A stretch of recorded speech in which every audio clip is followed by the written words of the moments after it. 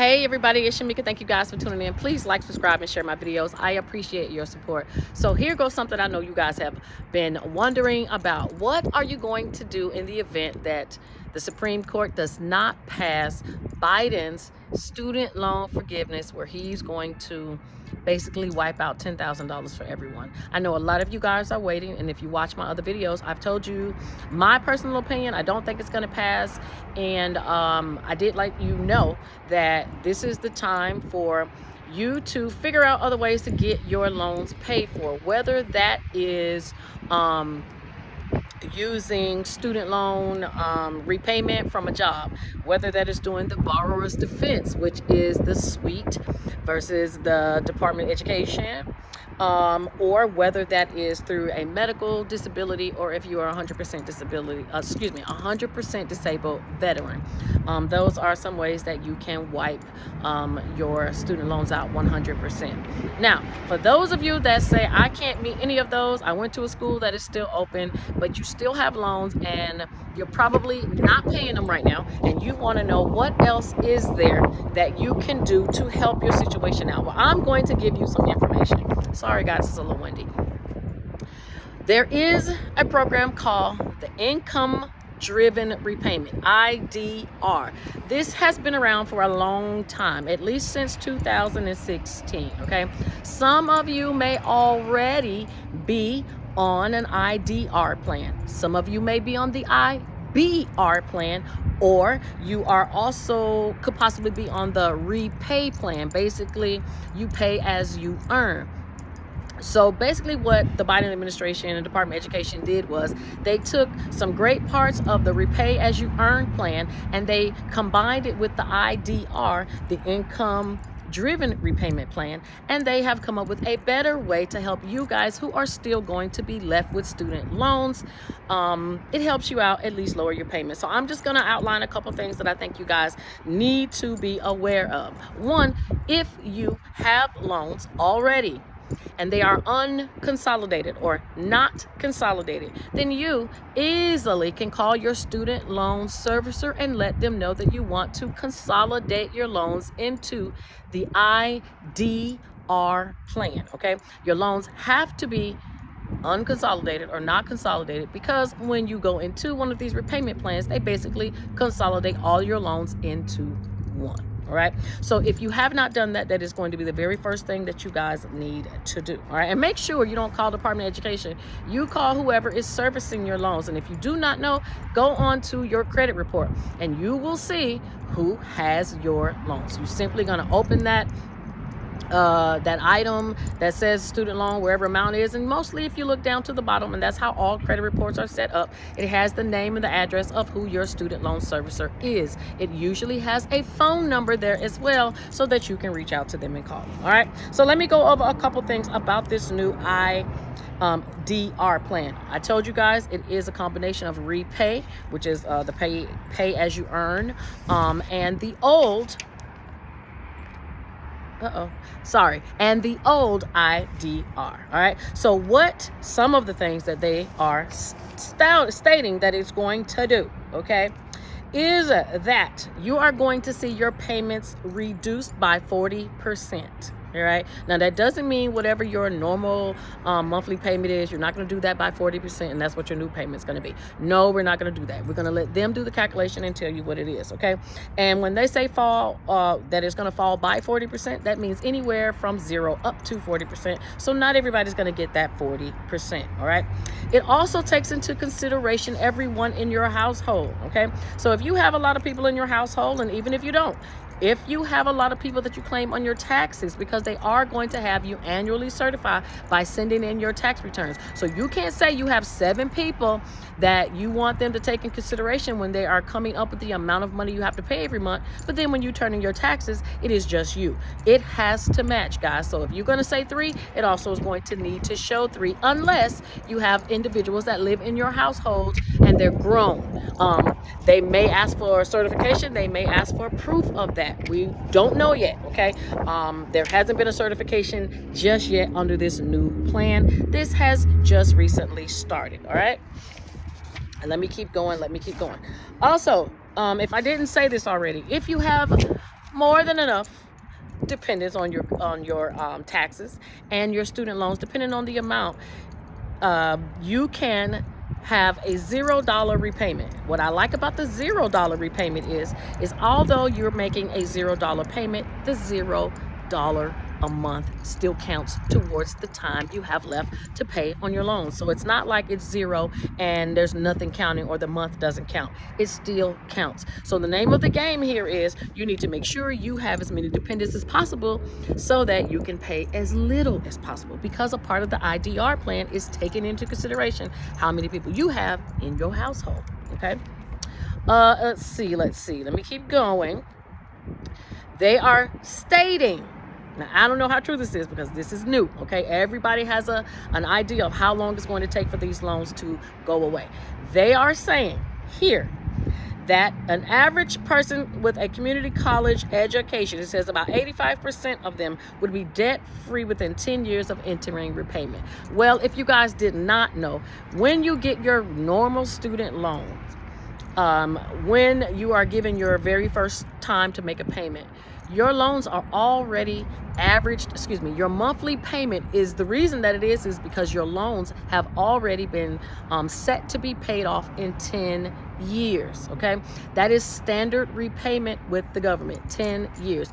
Anytime you're on an additional repayment plan, whether it's IBR, IDR, ICR, whatever they are now extended from 10 years out to 25 years. So although you're going to switch to this plan and it's going to lower your payments and extend the time that you're going to make your payments to student loan, the Biden administration is saying the majority, at least 85% of you, well, 85% of community college borrowers, which is normally 2 years, okay, would be paid within 10 years. So I don't know that would be a highlight, because majority of individuals who go to community colleges are cheap.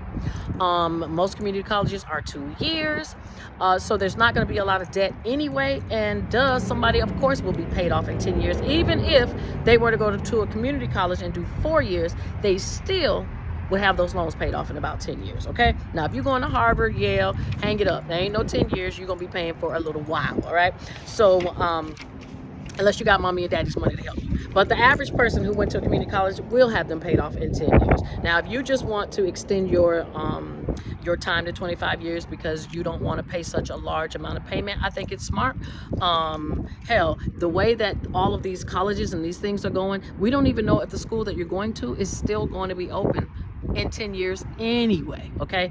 All of everything that's on this Sweets versus Cardona lawsuit, you guys are seeing, you guys have degrees, and or some of you didn't finish, but now you can't count the degree or the time because now it doesn't even show that you even went to school, because a lot of you who've got your loans dismissed, the student loans were also removed from your credit report as if it never happened. So now who's gonna believe you went to school when you can't even prove it, okay? Just something to put out there. Something else that they are stating, okay? They are stating that more of your income is going to be protected. And what that means is when you owe a government debt, they usually, there is a certain percentage of your income that they will not touch. But the rest of your income is free range. What they are saying with this new IDR plan, they're going to give you more or a higher percentage of your income that will not be touched, all right? Now you notice they don't say the amount. They're not going to say that. Why? Because if they say it and it comes out to be wrong, somebody's going to try to go and sue, okay? The next thing that they say is that the income that will be protected, get this, they're saying it will about 225% of the federal poverty guidelines. Now, if y'all don't know what the federal poverty guidelines are, that is the amount of income an individual meets at certain levels, okay? And depending on the level you are at, according to the federal poverty guideline, it means how much of your income is protected. So if you are right at the lowest point of the federal poverty guidelines, and I believe for 2023, I think it is probably 15,000 now. If you are an individual that has about 15,000, that's your income, then you're almost guaranteed, especially if you have a whole bunch of people in your home, that you will not have to pay anything. okay? You will have a larger portion of your income that's going to be protected than someone who makes $60,000, $70,000. So they are trying to make this fair based off of your income, okay? Somebody making, $15,000 a year can't make a large student loan payment anyway, so it makes sense to protect their credit, protect their income, and give them the coverage where it's coming from the government, where you don't have to worry about asking someone to put you on forbearance or anything like that. That's the whole point of doing this, is because if they make the payments astronomical, a lot of you are going to go in forbearance or just default and not pay them anyway, screw your credit up. You won't be able to have anything. You won't be able to go back to school. And that's just not what the government wants. There's no money in that for them. So in order to work with you, they rather take something than nothing. So they're going to try to protect your income, okay? Some other things that they pointed out, that they're going to cut undergraduate loan payments in half. It says under the new plan, borrowers would only be required to pay 5% of their discretionary income. But this is based off of the federal poverty guidelines. So if you are not that poor, then you're probably going to pay a little bit more than 5%, okay? Well, actually, it still will be 5%, but it'll be 5% of your income, so it'll be totally different than someone who is at that $15,000 level. So I do like that they are trying to cut these undergraduate payments, in half, but also get them out of the way quicker because so many people are burdened with student loan debt. All right, another thing they're going to do is they're going to stop interest accumulation. So if you have unpaid interest, they're not going to continue to let that accumulate. Now, if you guys are in school, you're in college right now, and you're getting the subsidized and the unsubsidized loans. Now, I don't want to get them confused, but I know one of them you pay no interest until after you graduate, and then the other one you accrue interest while you are in school. It don't matter which one. You can look it up yourself, subsidized and unsubsidized, to be able to tell the difference. If I'm not mistaken, the unsubsidized is the one that you are accruing interest on now. And you'll notice when you get your student loan money, the one that gives you the most is the one that you accrue interest on now, not the one that you accrue interest on later. Why? Because the government is all about this, guys. All right. So it says the department estimates that as many as 70% of borrowers that are on the existing IDR plan, they have seen their balances grow. So you see, that says the existing IDR plan. So if you're already on an IDR plan, I would check with your student loan servicers to see if there's anything that you need to do to get on the new IDR plan, because now they're going to stop accumulating interest. That is going to save you a ton of money. All right. It says under the proposed plan, a borrower will continue to have their monthly payment first applied to interest. But if it is not sufficient to cover that amount, any remaining interest would not be charged. I'm loving this one, okay? I am absolutely loving this because interest is what kills us anyway, all right? I was a forever student, and I know the loans that I had that I took out were a certain amount, but because I was a forever student, that was years and months and years and months of interest that would accumulate. So it made my payments really high, but it also made my balance very high, which also made me feel like I don't want to pay this back at all, which is, I'm sure a lot of you guys are going through that as well. The next thing it does, it lowers the number of monthly payments required to receive forgiveness. Now, this is probably my favorite one, because who in the heck wants to keep paying on something for 25 years? Y'all remember, when you get on these repayment plans, it extends it, but under this new IDR plan, it says, and let me read, it says existing IDR plans provide forgiveness to borrowers with remaining balances after 20 or 25 years of repayment. Now, that's the one that majority of you guys are already on. That's the one I already talked about. But it says, hold on, let me find out where it says what you guys are going to get it. Regardless of the amount. For example, okay, we already know that. Hold on, let me go to the next. Sorry, y'all. Y'all know I got to read these things and try to give y'all the news at the same time. But it says, under these regulations, it says the department proposes a shortened time frame for receiving loan forgiveness for borrowers based upon their original principal balance. Now, y'all remember what I just said. My principal balance was one amount, but because I had all that interest that accrued because I was a forever student, now if I were in the IDR plan, I wouldn't have to worry about that on that interest because it would not accrue, and I can possibly be out of this. And it says, look at this, I'm not liking this one, this example. It was a very bad example, Biden administration, okay? But basically they're saying if an individual borrowed $12,000, they could be done in 10 years. We already know that. That's what a community college borrower would have. But what about somebody who went to a really big school, not a community college? So what they are saying is that they believe you would be out before 20 or 25 years. They don't know that time frame because we don't know what your actual student loan balances are going to be once you complete school. Remember, this is based off of your principal. So until you're done, we won't know how long it's going to take, but they guarantee it will be before 20 or 25 years. All right. So that should make you guys decide if you really want to get into the IDR. Yes, it does save you money, but are you okay with going from 10 years to maybe 18 or 10 years to 15? It really depends on you, your goals, and your pockets. All right. The next thing it says, it eliminates pitfalls to forgiveness by giving borrowers credit for certain deferments and forbearances and not resetting the clock to forgiveness when consolidating loans. I love that. Okay, it's a shame that it took this long for somebody to come up with that. And let me tell you why they threw this in. Because during the Trump administration, a lot of you guys did try to get your public servants loan forgiveness done with loans that qualify for anyone that worked in federal government or in public service. And because a lot of you had your 10 years, you guys were ready, you submitted your paperwork, but then the Biden administration and Betsy DeVos and them, they basically said, we're not giving it to you, denied. All right.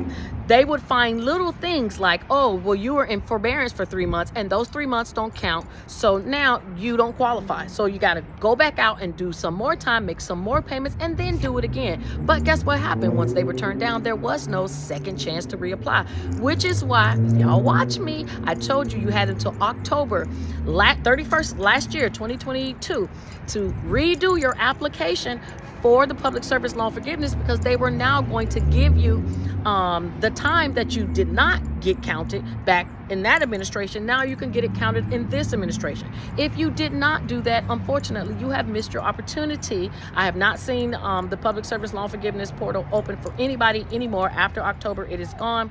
So we know, okay? Now, mind you, that was created in the Obama administration. So as you guys see, it is always something new each administration. So please, when you get a new president, y'all need to look at your loans and what your president is going to do about the debt that you have, because they usually change with each administration. And if you are not already on a track, then you will miss out. And now you're going to have to do something else, like a lot of you guys are going to have to do here with the IDR. So I really do hope that you guys consolidate and get into the IDR, because this is a pretty decent plan based off of what we have left. If you can't get into the borrower's defense or any of those other ways to get those loans dismissed, this is going to be your only other option. And I'm not gonna lie, it's pretty good, okay?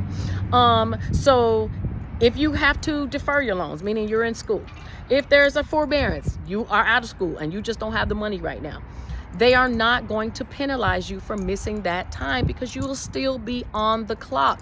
The same as I just stated, if you have a $0 monthly payment, you are still on the clock. It counts. So if someone who was, say they didn't have a lot of money, they got a lot of dependents, and hey, you're going to be like that for the next 10 years, then guess what? As long as you qualify, these are 10 years that are going to count that you didn't make any payments.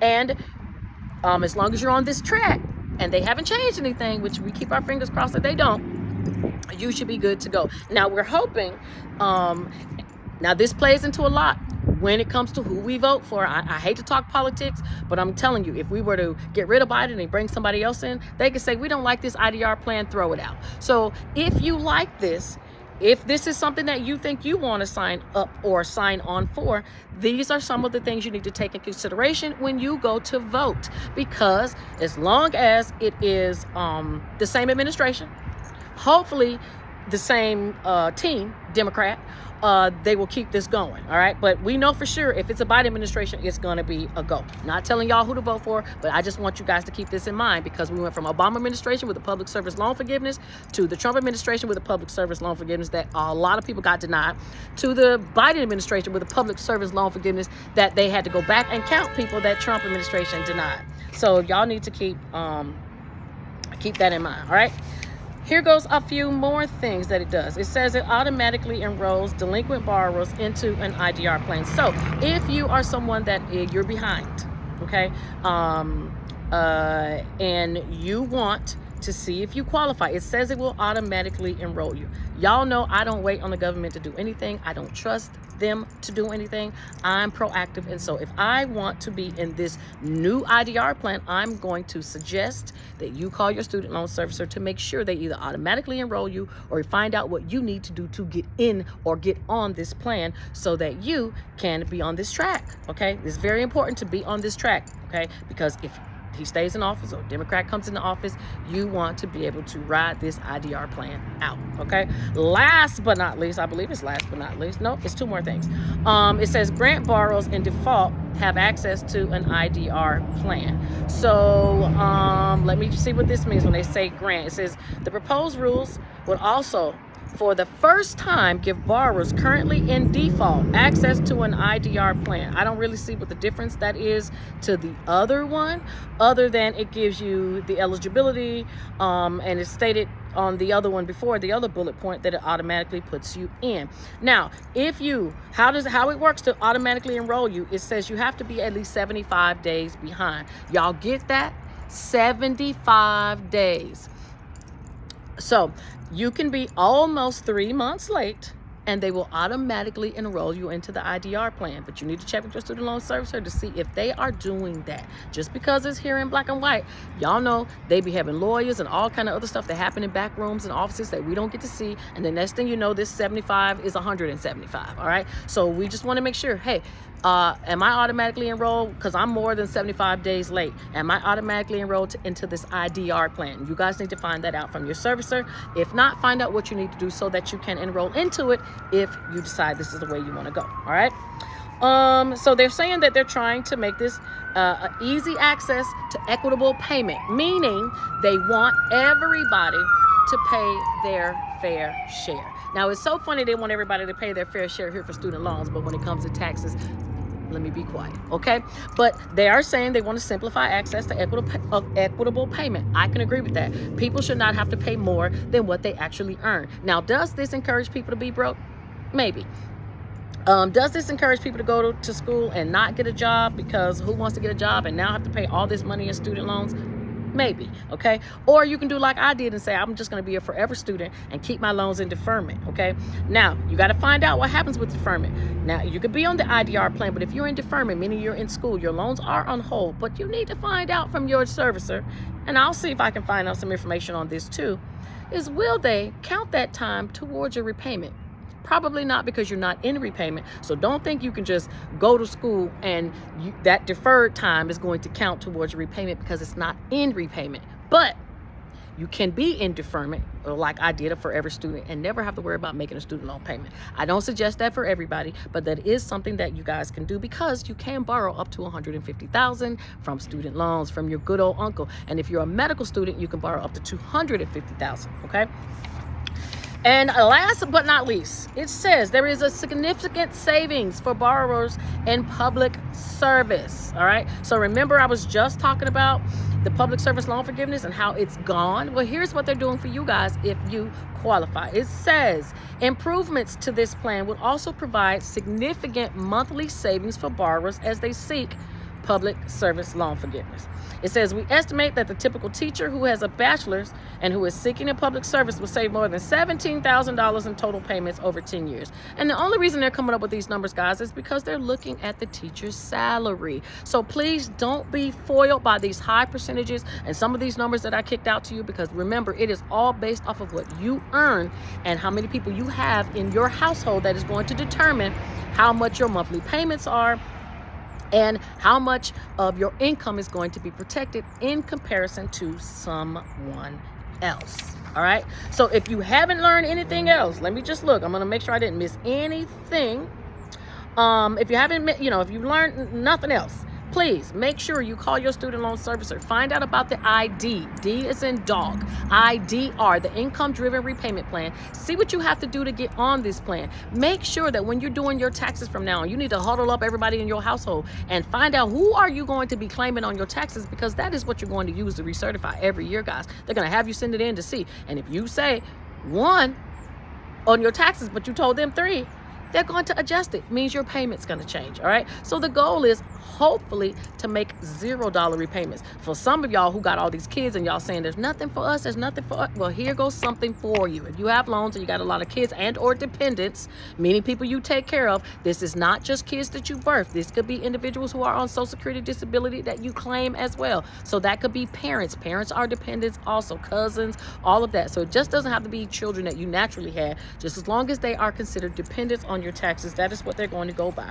Okay. So, and if you have not consolidated your loans, please consolidate them so that you can get on this IDR plan. This week, again, we don't know how long this is going to last, but once you're already enrolled in something, they honor it from one administration to the next. You see, they're still trying to do the public service loan forgiveness. They don't talk about it, but what they're saying is that you can still seek forgiveness, but after a certain amount of time. So if you are a government employee or you're a public servant and you have not did your forgiveness under the public servants loan forgiveness, you guys, don't worry, I'll make a video to let you know how you can still seek repayment under the public servants loan forgiveness while being on the IDR plan. What it has to do with is time. Okay, that's the most important piece, and I'll do a video for you guys to let you know. But let me know if you guys have any questions. Let me know if you're going to enroll into this IDR. Are you guys on the IBR or the ICR or even the old IDR? Are you guys considering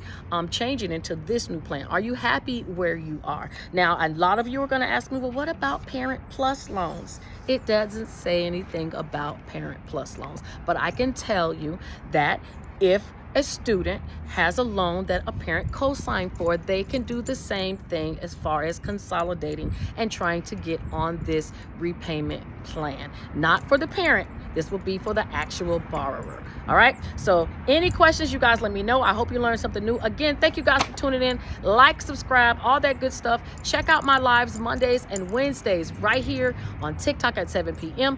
Also, if you have a credit question, you want to do a consultation, a one-on-one, because I don't believe in doing the whole gamut of information that I give out for everybody, because not everything works for everyone the same. So if you have questions or want to do a consultation on your credit, please hit me up. Let's talk. Let's chat. Let's get your stuff together so that you can be ready to go for 2023 and beyond. All right. Talk to you guys soon. Bye.